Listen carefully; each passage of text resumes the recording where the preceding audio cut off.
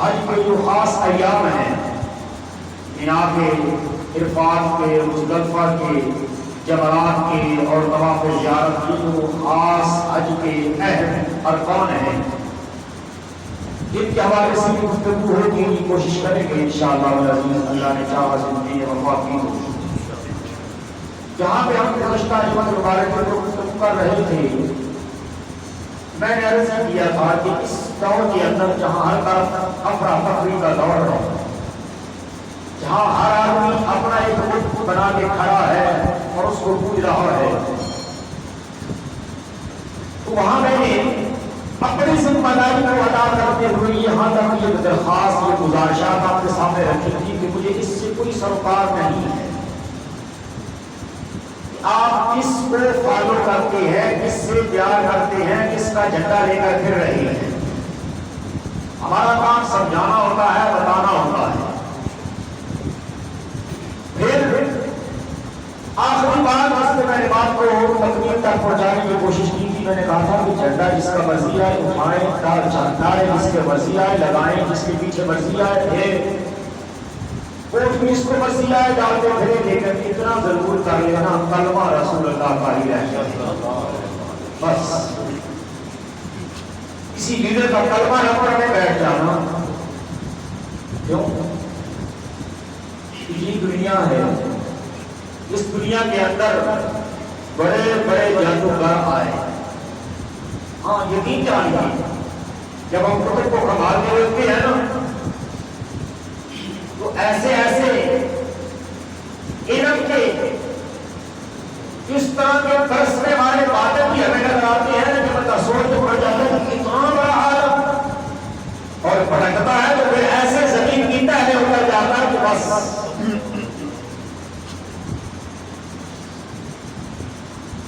کہنے کی حد تک ہے۔ تو اہل علم سے پوچھ کے دیکھو نا، دو بندوں کے نام ملتے ہیں، ابو الفضل اور فیضی کے۔ اس نے کہا تھا میں قرآن کی تفسیر لکھوں، کتنا علم ہے میرے پاس کہ میں اگر تفسیر لکھنے بیٹھ جاؤں گا تو ایسا کوئی الفاظ استعمال نہ کروں جس پہ نقطہ آتا ہے۔ فن ہے نا، اس کا اپنا فن ہے۔ اسی لیے تو میں اکثر کہتا ہوں کہ میری قوم مغرب کے اندر جادوگروں کو دیکھتی ہے تو کہتی ہوئی یہ بڑا تگڑا۔ حضرت ابراہیم علیہ السلام کی قوم کا حوال قرآن نے بیان کیا ہے، کبھی اٹھا کے دیکھنا ساتواں پارہ ہے کہ فلما رأى القمر بازغا قال هذا ربي، پھر فلما رأى الشمس بازغة قال هذا ربي هذا أكبر۔ چاہے دیکھا ایک ستارے کو چمکتے ہوئے ایسا ڈالا پیانو بھولو۔ اچھا وہ دوبارہ چاند دیکھ لیا، چمک دمک والا، اس کو پوجتے ہیں۔ رات ڈلی نہ صبح ہوئی، دن چڑھا سورج نکل آیا، اور اسی طرح کمال والا، اس کی حدت، اس کی تمش کا یہ موسم بنا، اس کو پوجتے ہیں۔ یہ آج ہماری قوم کا حال ہے۔ اگر کلمہ لاہوری کے زمانے کا ہو، وہ جاتے جاتے قوم کا مرثیہ تو لفظوں میں پڑ گیا تھا کہ یا الہی یہ تیرے سادہ لوگ بندے جائیں تو کہاں جائیں؟ کہ درویشی کی فقیری ہے، اور جو دوسرا طبقہ اس نے بتایا تھا فقیری بھی کی جا رہی ہے۔ کہتا درویش کو دے کے پیچھے بھاگے تھے، وہ مکان نکل آیا، وہ سودی کو دے کے بھاگے تھے فقیر بنا کے، کوئی یاد نکل آیا، جب لٹ گئے جاتے ہیں اب کیا ہے، اب اس سے بھی اعتبار چاہتا۔ آج تھوڑے سے ٹائم کے لیے ہم گفتگو کرنے کی سیاست کہتے کس کو ہے، کیونکہ عموماً یہ ہمیں بڑا خوش ہے اور ہماری قوم کا یہ ماننا ہے، سمجھنا ہے کہ مولوی کو پتہ نہیں سیاست کی ہوتی ہے، کہ شاید کوئی اور اس ستارے کی مخلوق ہے، یا یہ کام بھی کوئی اور ہے، کسی اور کا ہے۔ اگر اس کی بیس ابتدا سے اس کو پڑھ کے لائے، میں نے پڑھا ہے تھوڑا بہت، میں کبھی کہتا ہوں نا جب کہ میں تھوڑا بہت پڑھا ہے تو میرا تھوڑا بہت اتنا ہوتا ہے کہ میں کسی بھی فیلڈ میں کھڑا ہو جاتا ہوں۔ یہ یونانی زبان کا لفظ ہے جسے کہتے ہیں پولیٹکس. اس کو اگر سادہ لفظوں میں اصطلاحات کے لفظوں میں بیان کیا جائے نا، ایسا طریقہ اختیار کرنا، ایسے کام سر انجام دینا کہ جس سے مملکت کے انتظام و انصراف میں اور مملکت کے اندر رہنے والوں کی زندگیوں کے اندر آسانی، سکون اور فائدہ آ جائے. اس کو سیاست کہتے ہیں کہ ایسے طریقے اختیار کرنا، ایسے کام کرنا کہ جس سے ایک مملکت، ایک ملک کا نظام مربوط ہو جائے، اس کے اندر رہنے والوں کے لیے آسانیاں ہو جائے، ان کے معاملات، ان کے مسائل آسانی سے حل ہو جائے. کیسا سادہ سا یہ ہے. اب اگر نہیں اس کے کسی اور بڑے علاقے کا نوجوان طبقہ جنہیں یہ تھوڑی سی ٹینشن ہوتی ہے، جیسے 4 کتابیں پڑھی ہیں، یونیورسٹی چلے گئے ہونا سام پاپے نے سب انگریزی نہیں پڑھائی ہے، مگر وہاں سے دیکھ کے پڑھیں گے نا تو ہم نے وہ خواب چھانی ہوئی ہے. اس کے بیس کے لیے جو معنی استعمال ہوتا ہے، جو لفظ استعمال ہوتا ہے، وہ کہتے ہیں ڈیموکریسی. جمہوریت جسے کہا جاتا ہے. اس سے اگر معنی کو پڑھا جائے، اس کی تھیوری کو پڑھا جائے تو 3 لفظوں کے اندر اس نے اس کو یوں بیان کیا ہے کہ what is meaning by democracy. جمہوریت کا معنی کیا ہے، ڈیموکریسی کا مطلب کیا ہے. تو اس نے کہا تھا for the people, in the people, by the people. یہ ہے ڈیموکریسی کہ لوگوں میں سے ہو، لوگوں کے لیے ہو، لوگوں کا ہو. اس کو اس نے کہا تھا یہ جمہوریت ہے، یہ ڈیموکریسی کہلاتی ہے.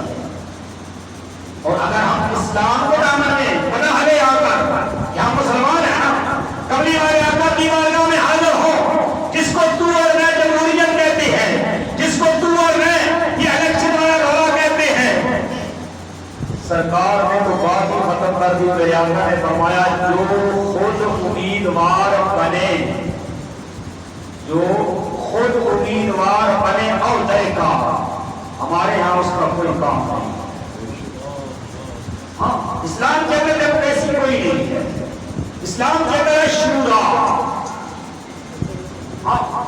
یہ وسیع مدارس میں عرض کر رہا ہوں کہ یہ ڈیموکریسی جو ہے یہ بعد میں مسائل کو حل کرنے کے لیے کچھ لوگوں نے قانون بنائے. یہ 18 سے جب کہ آزادی سے دیکھ لے پیچھے آ جائے، یہ 47 کے بعد 65 کو پڑھ کے دیکھ لے، 74 کو پڑھ کے دیکھ لے، 72 کو پڑھ کے دیکھ لے.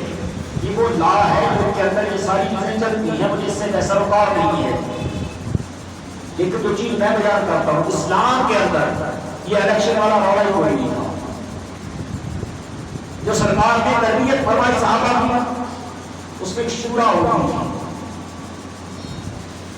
10 بندے، 15 بندے، 20 بندے، وہ شورا فیصلہ کرتی تھی کہ یہ فلاں بندہ ہمارا اہل ہے اس بات کا کہ اب جس کو امیر بنائے. اور وہ جس کو امیر بناتے تھے وہ پتہ کیا کہتا تھا؟ یا اللہ کا نام یہ کسی اور کو بنا لو، میں اس کام لئی ایڈا فٹ نہیں ہوں. ہاں، سرکار سیدنا صدیق اکبر کا خطبہ پڑھ کے دیکھ لو، سن کے دیکھ لو. فرماتے ہیں کہ مجھے اس سے زیادہ کوئی کائنات میں مشکل کام نظر نہیں آتا جو تو نے میرے گھر ڈال دیا ہے. اور ہم سب کے بھی شاید بڑا آسان کام ہے، کیونکہ ہم نے اس کو بنا لیا نا آسان. کھانے پینے کا، جھوٹ کا، فراڈ کا، دھوکے کا، اور قوم بھی سمجھ بیٹھی کہ لیکن سیاست نام ہی اس چیز کا ہے. میں نے شاید پہلے بھی اللہ بازار یہاں کہا تھا کہ چونکہ میری کمپنی ہے تو اس کا آواز سے ملنا ملانا ہوتا ہے، نشست ہوتی ہے، گفتگو ہوتی رہتی ہے، مختلف قوموں سے، مختلف سیاستدانوں سے باتیں ہوتی ہیں. تو میں اللہ بازار ایک دوست سے کہہ یار اتنا مشکل ٹاپک ہے کہ جب ہم ممبر سے شروع کرتے ہیں سیاست تو ہمیں تک نہیں مولانا آپ سیاست کی بات نہ کریں. آپ بس قرآن پڑھائیں، نماز پڑھائیں، جنازہ پڑھائیں. اگر کوئی پیدا ہو جائے تو آزاد کر دے، مر جائے تو جنازہ پڑھ دے، غسل کفن کروا دے، قبر میں دعا کر دے. اگر کوئی اور جوڑا آ جائے تو نکاح پڑھا دے. آپ کی یہ ذمہ داری ہے. بس آپ اس سے آگے باہر مسجد سے باہر نہیں لے کے نہ نکلیں.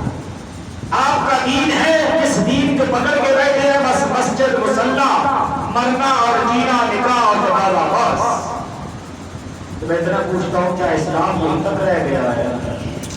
کیا رسول اللہ نے بس یہاں تک ہی بتایا ہے؟ خدا کے لیے جب میں کہتا ہوں نا کہ ہاں ہم نے کچھ پڑھا ہے، الحمدللہ میں آج بھی کہتا ہوں کہ معاشیات ہو، سیاسیات ہو، معاشرت ہو، ان سب کو ہم نے اسٹڈی کیا ہوا ہے، ایسے ہی سوچ اٹھ کے آ جاتے ہیں۔ اور پہلے سے میں کہتا ہوں کہ جن نے سیاسیات کے اندر ماسٹر کیا ہوتا ہے نا، انہوں نے معاشیات کو کم بڑا ہوتا ہے۔